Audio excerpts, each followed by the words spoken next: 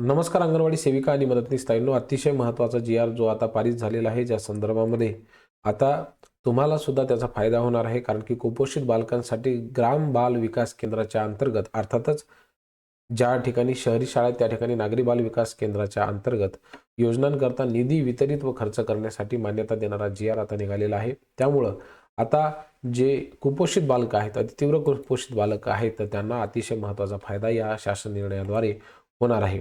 निश्चितच हे जे पैसे आहेत तर ते विद्यार्थ्यांना आता खर्चाला मिळणार आहे आणि त्या संदर्भामध्ये कुपोषणाचं जे प्रमाण आहे तर ते कमी होण्यासाठी या ठिकाणी मदत होणार आहे.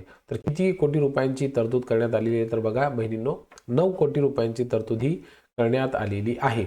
आता या योजनेमध्ये तुम्ही बघितलं असेल तर ग्राम बाल विकास केंद्राला जे आहे तर ते एकूण पैसे जे खर्च करण्यासाठी दिलेले आहेत ते 5 कोटी रुपये दिले आहेत. कारण की आपल्याला माहिती आहे ग्रामीण भागामध्ये सर्वाधिक कुपोषित असणाऱ्या विद्यार्थ्यांची संख्या असते. तर विशेष पोषण आहार कार्यक्रम जो राबवला जातो, पोषण आहार दिला जातो अंगणवाडीच्या माध्यमातून, तर त्यासाठी हे पैसे खर्च होणार आहेत.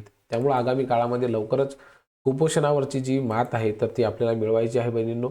आणि त्या संदर्भामध्ये चांगला पोषण आहार विद्यार्थ्यांना मिळावा यासाठी एवढे पैसे जे आहेत तर ते देण्यात आलेले आहेत. फक्त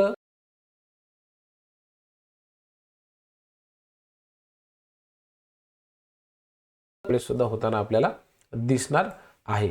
आता दुसरी महत्त्वाची गोष्ट सुद्धा जे अतितीव्र कुपोषित बालक आहेत त्यांच्यावरती उपचार व्हावा आणि त्यांना पोषण आहार मिळावा, तर ह्यासाठी सुद्धा 4 कोटी रुपयांची तरतूद ही करण्यात आलेली आहे. तर हे आता पैसे लवकरच खात्यावरती जमा होत असल्या कारणामुळे त्या ठिकाणी बालकांचं कुपोषणाचं प्रमाण कमी होईल अशा प्रकारची अपेक्षा आहे. बहिणींनो, तुम्हाला काय वाटतं, हे पैसे योग्य ठिकाणी खर्च केले जातात का? तुम्हाला जो आहार मिळतो तो विद्यार्थ्यांना आवडतो का? विद्यार्थ्यांचं आणि पालकांचं या संदर्भामध्ये एकंदरीत काय मत राहते हे आम्हाला तुम्ही कमेंट करून नक्की कळवू शकता. कारण की तुम्ही जी मेहनत घेत आहात त्या मेहनतीला यश मिळालं पाहिजे, फळ मिळालं पाहिजे अशी आमच्या सर्वांची इच्छा आहे, अपेक्षा आहे. आणि निश्चितच तुम्हाला